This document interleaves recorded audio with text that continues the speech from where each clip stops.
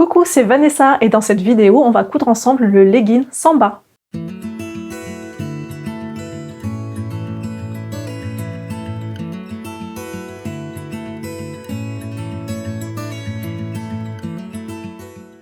Bonjour et bienvenue dans mon atelier. Alors si tu ne me connais pas encore, je suis Vanessa Salin, je suis créatrice de patrons de couture et sur cette chaîne YouTube, je te propose des tutos pour que toi aussi tu puisses coudre plein de jolies choses. Je publie aussi très régulièrement des studio vlogs. Alors les studio vlogs, ce sont des coulisses de mon atelier.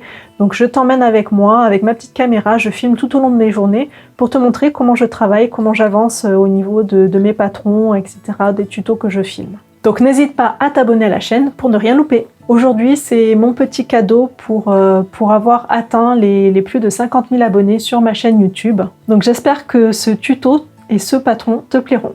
Donc mon cadeau, c'est bien sûr le legging sans bas. Donc tu m'as vu, si tu me suis sur mes studio vlogs, tu m'as vu travailler dessus pendant les dernières semaines. Et ça y est, il est là, je l'ai terminé, il est enfin téléchargeable. Donc je te mets le lien dans la description sous la vidéo, donc n'hésite pas à y aller, à cliquer sur le lien. Donc ça va t'envoyer vers une liste sur laquelle il faut que tu t'inscrives. Donc tout est automatique, une fois que tu te seras inscrit, tu vas recevoir un mail avec le lien pour télécharger le patron. Donc vraiment tout est automatique, donc si jamais tu n'as pas le mail dans la minute, n'hésite pas à regarder dans tes spams, il y est certainement. Et donc pour toutes les personnes qui sont abonnées à mon site couture, donc qui payent les 5 € par mois ou qui ont pris l'abonnement annuel, auront le legging sans bas directement ajouté à leur bibliothèque de patrons. Donc comme ça il n'y aura ni pub ni musique sur les vidéos couture. Et en plus, ça me permettra de pouvoir y ajouter des petites choses si j'en ai envie. Bon là, tout de suite, il n'y a rien de prévu, mais on ne sait jamais. Dans l'avenir, peut-être que j'aurai envie d'ajouter une ou deux variantes. Et c'est là que je les ajouterai. Alors, dans cette vidéo, on va parler du tissu et de la taille qu'il faut choisir pour coudre ce legging, comment imprimer et reconstituer le patron, et bien sûr, comment coudre le patron sans bas. Cette vidéo est chapitrée, donc n'hésite pas à aller dans la description sous la vidéo. Tu pourras cliquer directement sur la section que tu veux. Tu n'es pas obligé de regarder la vidéo entièrement, surtout si tu l'as déjà regardée, que tu veux simplement par exemple regarder la couture, la partie couture du legging. Tu peux y aller directement, je t'ai mis tous les liens directement dans la description. Et c'est parti pour le choix du tissu et de la taille.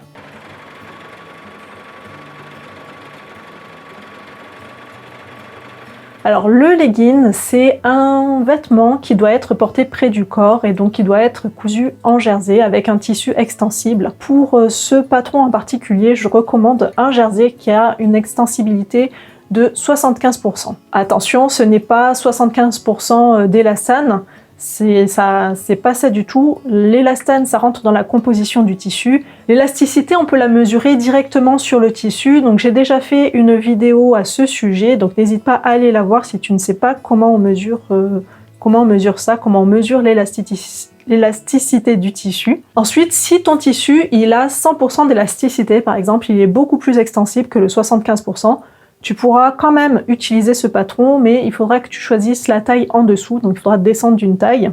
Si tu as un tissu qui est moins élastique, qui n'a que 50% d'élasticité, dans ce cas-là, il faudra que tu prennes une taille au-dessus par rapport à la taille recommandée. 75%, c'est l'idéal pour ce patron. On peut jouer un petit peu en changeant de taille si on a un tissu plus extensible ou moins extensible, mais après, il ne faut pas descendre en dessous de 50%. Si ton tissu il a moins de 50% d'élasticité, dans ce cas-là, je ne recommande pas du tout ce patron parce que le legging, il faut être bien dedans, c'est un vêtement confortable. Donc s'il n'y a pas assez d'élasticité, ça va être un petit peu rigide, un petit peu serré. Là, on a vraiment besoin de quelque chose qui suive les mouvements du corps parce que c'est quelque chose de moulant et si on prend moins d'élasticité, ce sera moins confortable. Alors pour choisir la taille, il va te falloir mesurer ton tour de taille et ton tour de bassin et regarder où est-ce qu'il tombe dans mon tableau. Donc le tableau, je l'ai mis dans le livret couture, mais je l'ai aussi rajouté sur la première page du patron, comme ça tu n'as pas besoin de faire des allers-retours sur les deux fichiers, tu as tout sur le fichier patron. Comme on va coudre un tissu élastique, si on tombe pile poil sur la même valeur que le tableau, dans ce cas-là on va prendre la taille qui est indiquée dans le tableau. Si on tombe entre les deux, alors il faudra prendre la taille qui est en dessous. Il ne faudra pas prendre la taille au-dessus, hein. En général, c'est ce qu'on fait quand on a un vêtement en chaîne et trame, hein, un chemisier, un pantalon, ce genre de choses. En général, on prend la taille au-dessus. Là, comme c'est un vêtement extensible, on va prendre la taille en dessous. Donc par exemple, moi je fais du 84 en tour de taille et du 105 en tour de bassin. Le 84, il va tomber entre le 46 et le 48 au niveau de la taille. Donc moi je vais prendre le 46 pour la taille. Et pour le bassin, je tombe entre le 44 et le 46, ce qui fait que je vais prendre du 44 en tour de taille. Donc moi je vais faire un mix entre ces deux tailles, là entre le 44 et le 46, pour que le vêtement m'aille parfaitement.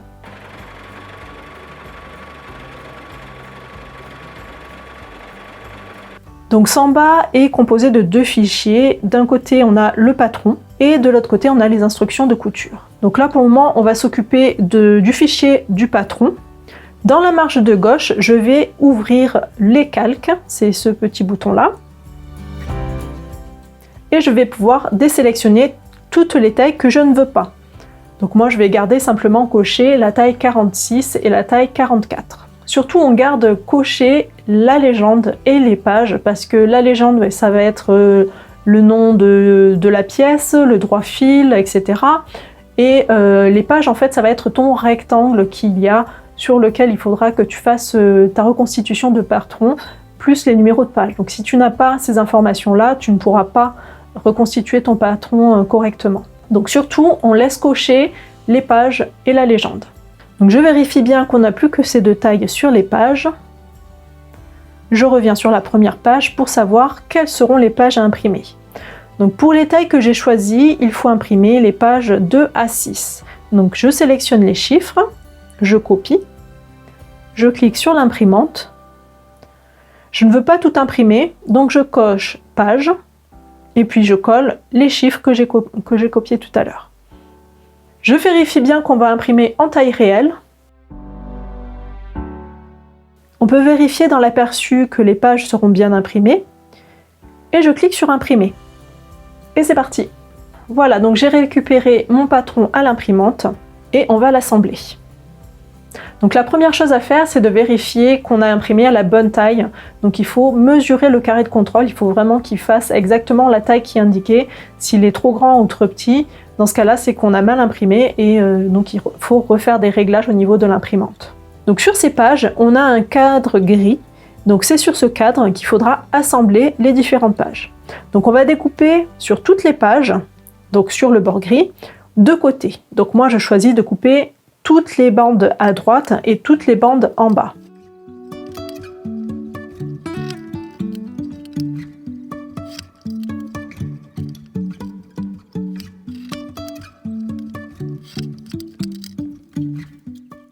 Et on assemble ensuite les pages en suivant le schéma de la page 1 du patron. Je scotche au niveau du trait du patron, hein, on n'a pas besoin de scotcher tout le long de la feuille. Et même c'est important pour pouvoir faire des ajustements quand on va avoir 10 feuilles à coller les unes aux autres. Il faut laisser un petit peu de jeu pour pouvoir avoir un patron qui sera bien à plat. Donc il faut vraiment au début mettre des petits bouts et une fois que toutes les pages seront assemblées, on pourra venir combler les trous pour avoir un patron qui se tient un peu mieux. Mais le mieux c'est de mettre vraiment à peine un petit bout là où il y a le trait du patron et ensuite revenir une fois qu'on aura assemblé toutes les pages. Et je continue comme ça pour toutes les feuilles. Lorsque toutes les pages sont assemblées, on peut découper le patron.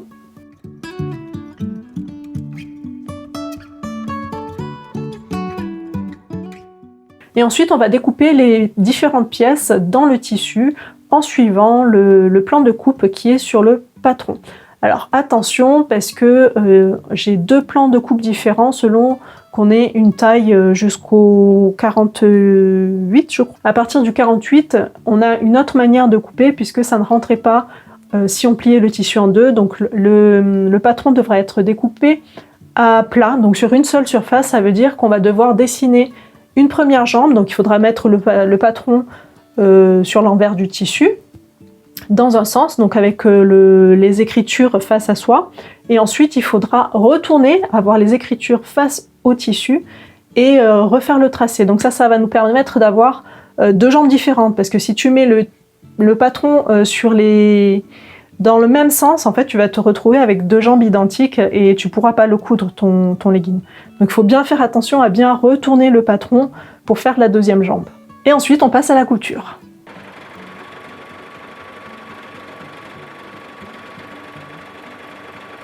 Donc on va commencer par prendre une jambe et on va la plier endroit contre endroit.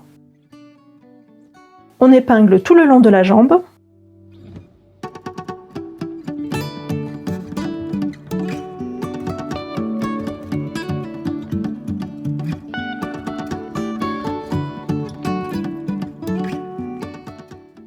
Et je fais la couture à 1 cm du bord à la surjeteuse.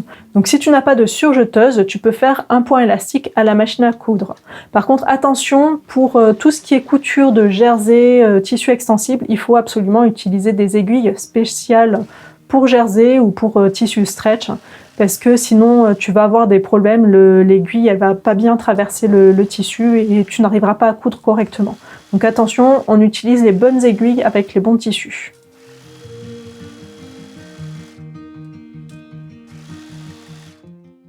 Et on fera pareil pour l'autre jambe.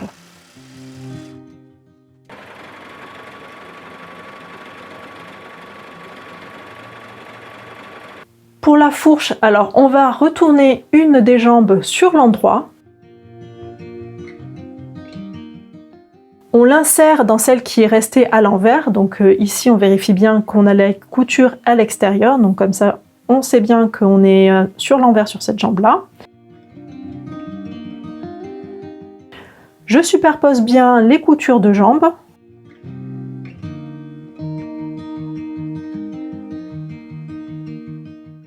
J'épingle toute la fourche.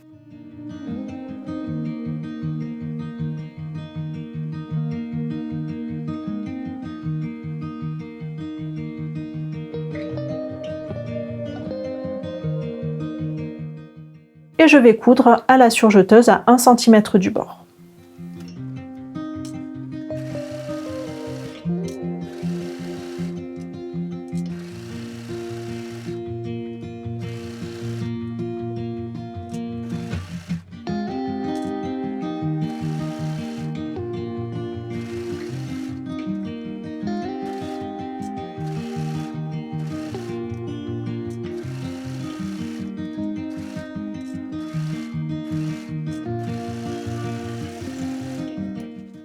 Donc ensuite on retourne le legging sur l'endroit et c'est le moment d'essayer. Si on a des ajustements à faire, c'est maintenant avant de coudre la ceinture.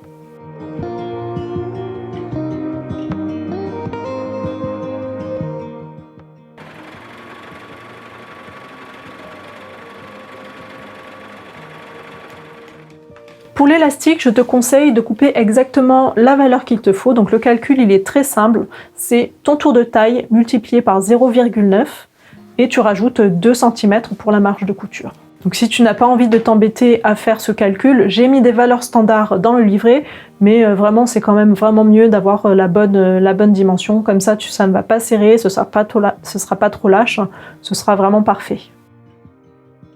Donc on va fermer cet élastique en rond, donc on fait se chevaucher les 2 bouts sur 1 cm en faisant attention à ne pas le vriller, hein, il faut que l'élastique soit bien à plat. Et on va coudre à la machine à coudre au point zigzag. Je choisis le point le plus large et je fais plusieurs allers-retours pour que ça soit bien solide.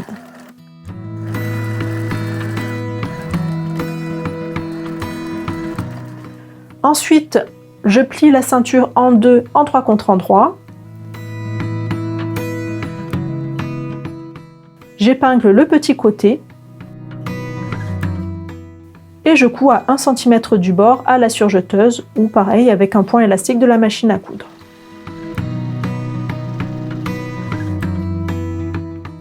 Ensuite, on va marquer l'écart sur l'envers de la ceinture et sur le legging aussi. Donc sur la ceinture, l'un des repères sera la couture. Je la mets bien à plat et je marque des repères à l'opposé. Ensuite, je superpose ces repères sur la couture, je mets bien à plat et je marque 2 repères au debout.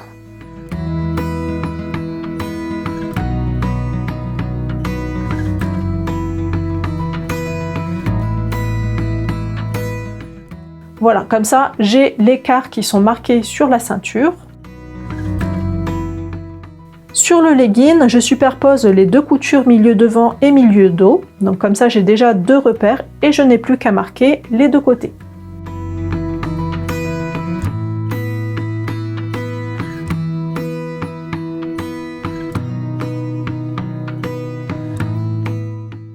Alors, je mets mon legging à l'endroit, hein. Si je ne l'ai pas à l'endroit, il faut vraiment qu'il soit à l'endroit et je vais repérer le côté qui est du dos.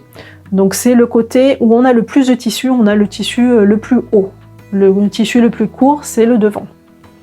Donc sur ce milieu dos, je vais poser ma ceinture endroit contre endroit en superposant la couture de la ceinture et la couture milieu dos. J'épingle et je vais épingler tous les autres repères.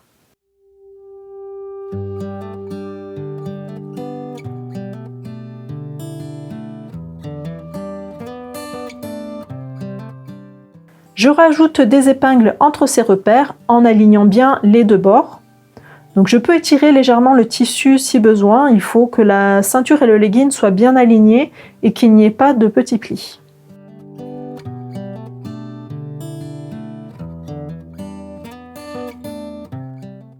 Ensuite, je pose l'élastique tout autour et je vais venir replier la ceinture par-dessus l'élastique et j'épingle. Donc comme tout à l'heure, j'épingle d'abord au niveau des repères et ensuite j'épingle entre les épingles.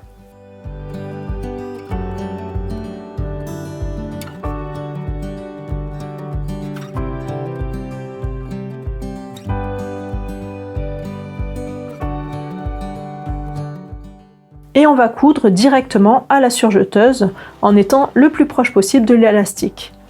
Mais attention, il ne faut surtout pas coudre sur l'élastique, hein. Il faut vraiment coudre à côté, juste le tissu. Si besoin, on peut étirer très légèrement, vraiment très légèrement le tissu. C'est juste ce qu'il faut pour qu'on n'ait pas de petits plis au niveau du legging parce que ce serait pas très joli. Mais sinon, normalement, si tout est bien calé, on n'a pas besoin d'étirer.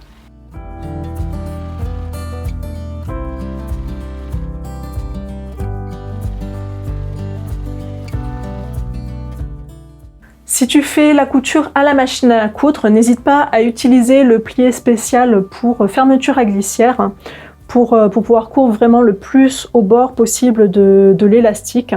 Donc en fait, tu vas te positionner de manière à ce que l'élastique remplace en fait la fermeture à glissière. Comme ça, la couture, elle sera vraiment juste au bord. Et donc ça s'utilise bien sûr avec un triple point droit, hein, surtout pas de zigzag parce que sinon tu vas casser ton aiguille, hein, puisque il faut pas qu'elle aille des deux côtés là l'aiguille, hein, il faut vraiment qu'elle reste exactement au même endroit. Et voilà ce que ça donne.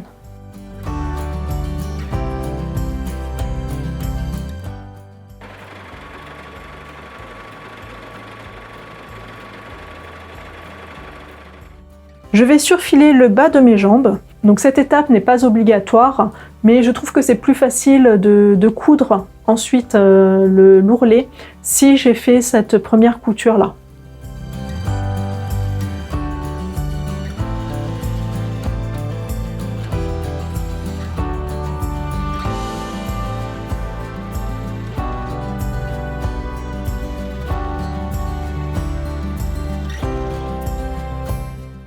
Je retourne le legging sur l'envers.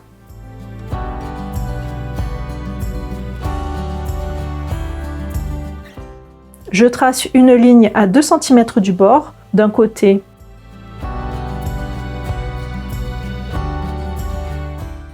et de l'autre. Et je replie sur cette ligne sur l'envers. J'épingle.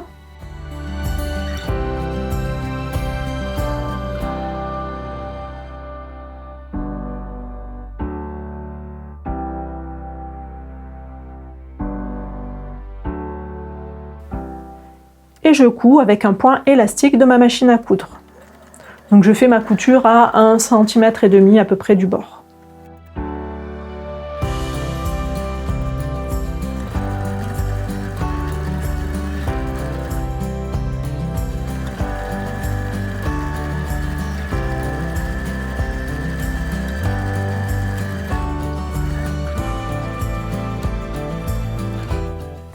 Je retourne sur l'endroit, je repasse mes ourlets.